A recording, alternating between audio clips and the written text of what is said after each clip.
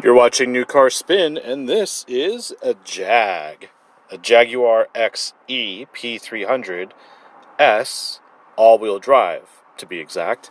And you can see here we have a steering wheel that doesn't have any illumination on the buttons, so we don't know what these do.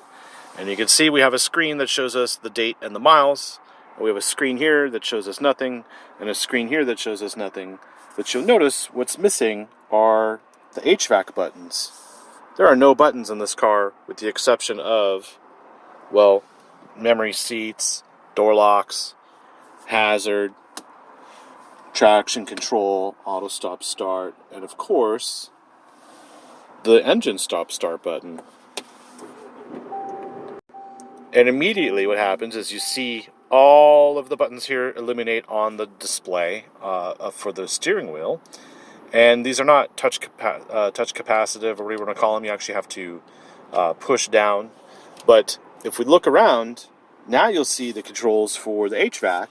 And you go, oh, that's interesting. So push in. And now you have the ability to turn on the heated seats or the vented seats, which is an option. Actually, this whole display unit is an option. And it's definitely different. And it's a little laggy.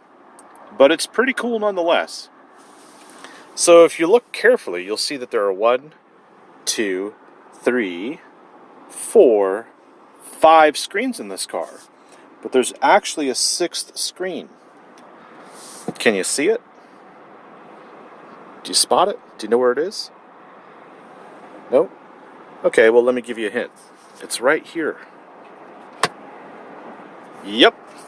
So this car has the most screens I have ever seen, and that's pretty remarkable for an entry-level sedan from a luxury car manufacturer. And they've made this car to compete with the BMW 3 Series and Audi A4, although this one is a little bit different in the respect of power. So it's more or less like a competitor to the Audi S4 and the Mercedes C43 or C45, C53, whatever they're calling it these days.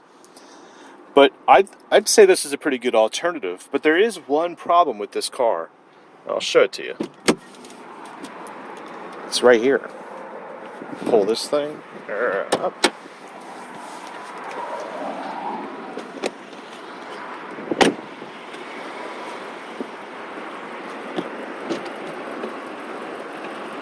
Can never get these on camera.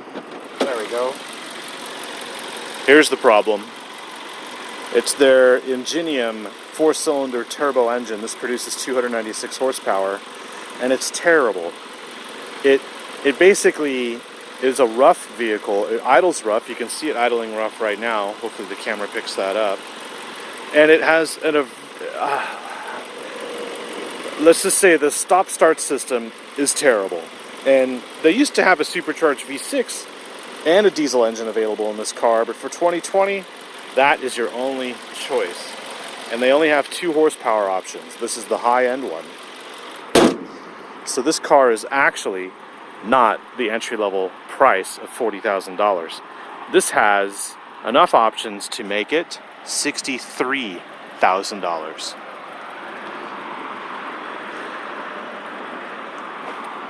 Has the optional 20-inch wheels, optional red brake calipers, optional blacked out trim, optional everything. You can see though, optional Meridian surround sound system.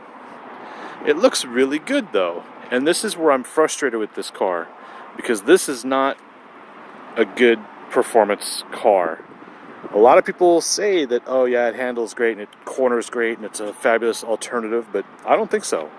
I think you're better off getting the lower end version, which I haven't driven, and just drive it as basically a luxury vehicle from Jaguar. Here you'll see the backup camera for the reversing system, and then here is the camera for that rearview mirror integrated in there. It's pretty slick. Also, and I discovered this the hard way, nice trunk, but importantly, it has a spare tire. And, the reason for that, how I discovered that, was because I was in the city and I ran over one of these city traffic things they have in Dallas. I grazed it, actually, right here. And so what happened was it separated the bead from the wheel, and I had to change the tire in 32-degree weather. It wasn't fun, but Jag actually took the car and then brought it back to me after replacing both of these left tires. And you go, wow, that's quite extreme. But if you look at this wheel, if I put my foot next to it, I'm wearing Converse shoes. Look at how thin this tire is. So you're definitely, when you get these upgraded 20-inch wheels, you're definitely going to have to be careful with what you're near on the street. Let's get back inside. You can see it has the optional metallic door pull here, or door handle, which means it's going to have ambient lighting. Our dynamic package, great 16-way seats. They're not as great as the F-Pace SVR though, but still it looks really good. And they have nice details in here, contrast stitching and Jaguar tag. It's got a lot of detail for a luxury vehicle. The optional carbon fiber inlays, which I think are either $1,100 or $1,500. Optional Meridian surround sound system. The list goes on and on as far as the options. But hey, you know what? It's a Jag. Let's drive it.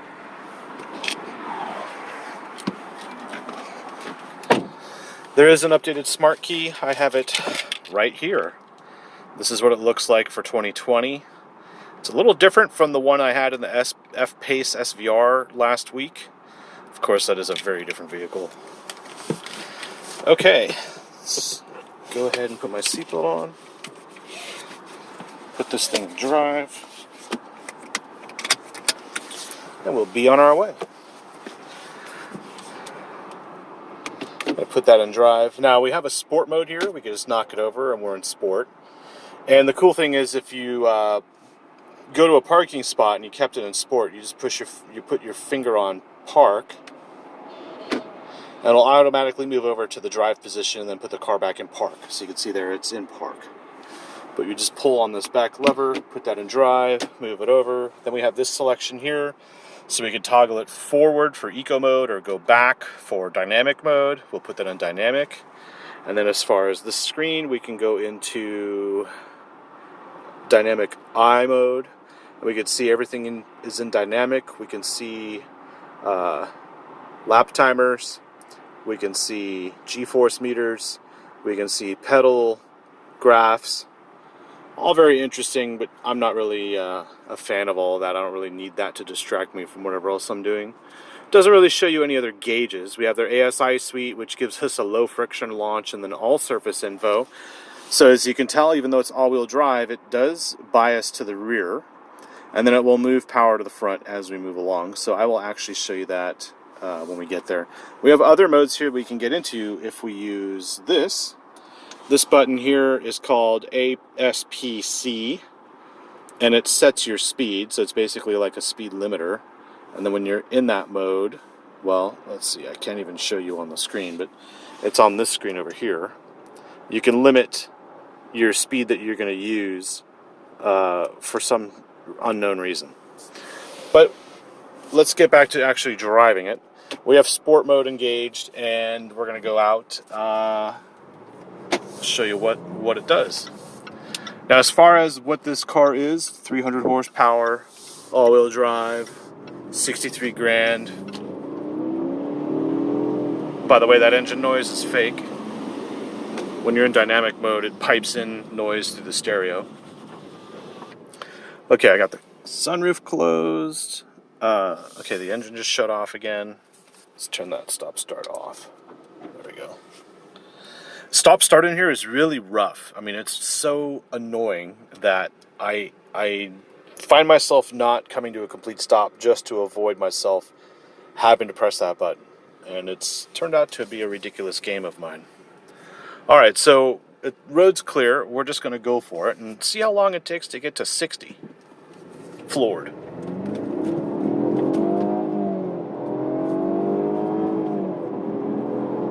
Okay, I give up. That took forever. That took a long time. And I'm shocked that a 300 horsepower car, no matter what type of engine it is, could be a V8, could be a Turbo 4, I don't care. That is a lot of time to get to 60 with 300 horsepower. And then the other thing you'll notice is making a U-turn in here almost takes up the entire width of a 2-lane road plus parking. So for a car that's small and intended to be in the city, it's immediately got some downsides here. Let's go back to the stop sign and do another acceleration in the other direction, and I want to show you something I noticed. And this took a couple days to figure out. Okay, so we are completely stopped. We are in sport mode. We are in dynamic mode. But the acceleration off the line is really slow. It's really laggy. And yes, it has a turbo, so that's going to happen. But it's unusually bad. So what I did was put it into Sport 1 by pulling back on the paddle here. So we have a paddle to downshift, paddle to upshift. But when you're in normal drive mode, it doesn't seem to start in first.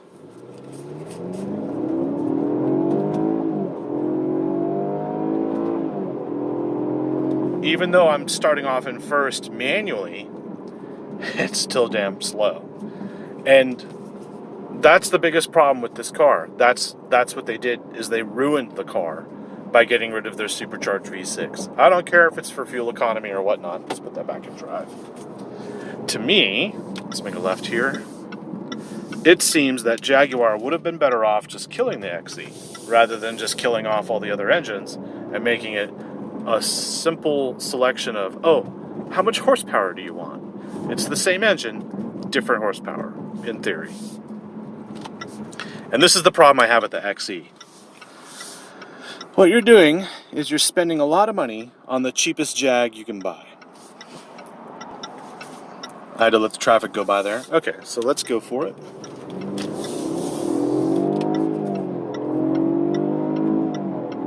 And you'll notice too, even when we're in drive, God, we just got to 60. Even when we're in drive and dynamic mode, the gear changes don't seem very enthusiastic. They seem very lazy, very subtle. They're not sporty at all. And I think that the misconception I had on this car was that it was going to be like a 3 Series fighter, and it was going to do a lot of hardcore sporty driving like an Audi S4 would, because after all, 63 grand can pretty much get you an Audi S4 and an Audi S3 and a Mercedes C AMG and all that other stuff. So my biggest misconception was that this car was going to be an awesome sporty sedan, and it isn't. It's really a luxury sedan when you look around in here. It's luxurious, and I don't think there's a need to get the fully loaded version. I don't think you'll see many of these on the road anyway, because it's just a lot of money for a non-performance based car. Let's make this left. I'm really cautious around these left turns because I've actually gone sideways in this car 3 times. What happens is the traction control kicks in, and then when it does, the front end loses grip and you're sideways. And I did it actually making a left turn out of a parking garage. It was pretty scary. It was kind of unexpected. And I don't want to duplicate it for you, but I can just tell you, like, once this car loses grip, it's game over. And the problem I have is with other vehicles like the Audis and the BMWs, and I can't think of any American cars that are small, but they have this thing called handling. This car does not have handling. A lot of people may say it handles great, but that's not true. What they're telling you is it has great grip. Because once this car loses grip, there's no way you can recover. And handling would allow you to recover. In my opinion, this car, and we're got a lot of curbs here, so I got to be extra cautious. Yep. It only has grip.